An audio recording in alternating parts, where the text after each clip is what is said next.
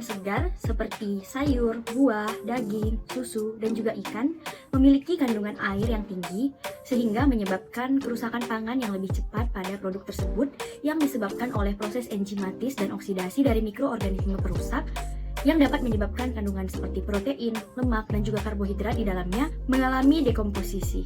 Oleh sebab itu, perlu dilakukan tindakan pengawetan pada bahan pangan.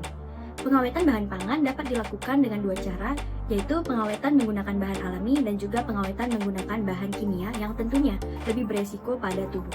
Keuntungan dari menggunakan bahan pengawet alami adalah aman dan tidak beresiko pada tubuh, murah, dan juga bahannya dapat ditemukan dengan mudah.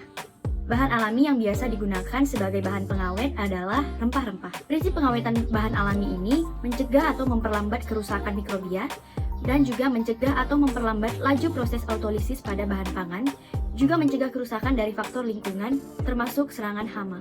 Faktor-faktor yang dapat mempengaruhi jenis bahan alami yang digunakan yaitu lamanya proses pengawetan, pH, suhu, penyimpanan, dan juga jenis bahan yang akan digunakan. Pada praktikum kali ini, bahan alami yang akan digunakan sebagai pengawet adalah jahe, dan juga produk pangan yang akan kami awetkan adalah sari kacang hijau. Adapun alat yang digunakan pada praktikum ini ialah pisau stainless steel, panci stainless steel, sendok stainless steel, botol jar, salenan, blender, kain saring, mangkuk, sling wrap, gelas ukur, penjepit tabung, dan label. Adapun bahan yang digunakan pada praktikum ini ialah susu kacang hijau 500 ml dan jahe merah 500 gram. Berikut adalah prosedur praktikum yang berjudul pengawetan bahan pangan dengan menggunakan bahan rempah-rempah alami. Pertama-tama dicuci, dibersihkan, dan dipotong-potong jahe merah. Kemudian jahe merah diblender hingga teksturnya halus. Di sisi lain dilakukan perlakuan blanching untuk botol jar dan kain saring selama 15 menit. Botol jar dan kain saring ditiriskan dan didinginkan. Disaring blenderan jahe hingga sari jahenya diperoleh.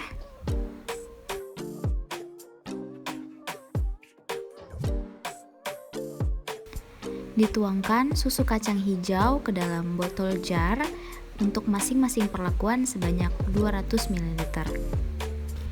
Diambil sari jahe merah sebanyak 1,5% atau 3 ml dan dituangkan ke dalam salah satu perlakuan.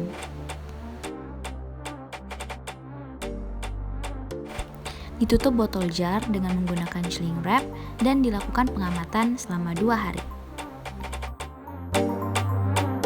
Pada pengamatan organoleptik susu kacang hijau kontrol pada hari ke-0, para panelis menyukai warna, aroma, dan rasa dari susu kacang hijau kontrol, sedangkan tekstur yang dihasilkan ialah sangat tidak keras. Pada hari kedua, susu kacang hijau kontrol mengalami perubahan sehingga para panelis menjadi agak tidak suka terhadap warna, aroma, dan juga rasa.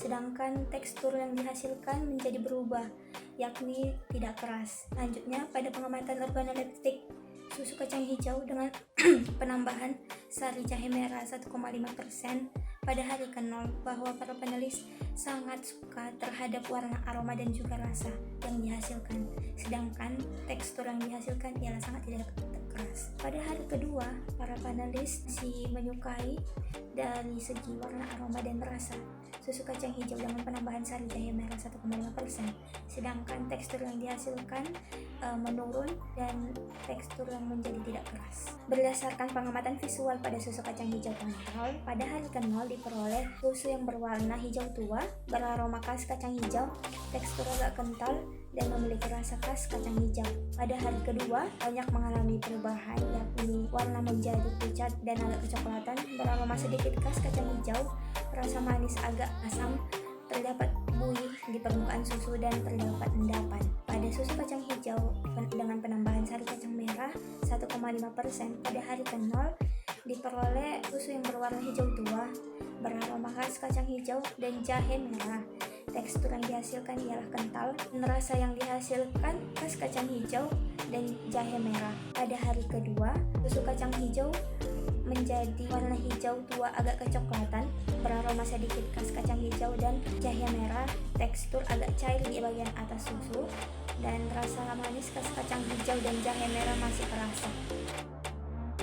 Berdasarkan hasil pengamatan pada susu kacang hijau, berdasarkan dua perlakuan yaitu kontrol dan penambahan sari jahe merah sebesar 1,5%, didapati nilai organoleptik dari susu kacang hijau yang ditambah sari jahe 1,5% pada hari ke-0, 1, dan 2 memiliki nilai organoleptik yang lebih baik daripada perlakuan kontrol. Hal ini dikarenakan jahe sendiri memiliki minyak atsiri yang volatil yang akan menambah nilai organoleptik aroma dan rasa pada susu jahe. Selain itu, sifat fungsional dari jahe sendiri sangat disukai oleh panelis dikarenakan memiliki anti radang dan juga anti-inflamasi. Selain itu, untuk produk sendiri, jahe memiliki sifat antibakteri yang dapat digunakan untuk mengawetkan susu kacang hijau. Didapati bahwa dari pengamatan visual, susu kacang hijau yang diberi penambahan sari jahe merah sebesar 1,5% lebih baik secara visual dan penampakan dibandingkan susu kacang hijau kontrol yang tanpa diberikan penambahan sari jahe merah. Hal ini dapat disimpulkan bahwa penambahan jahe merah dapat digunakan sebagai bahan pengawet yang alami untuk pembuatan sari kacang hijau.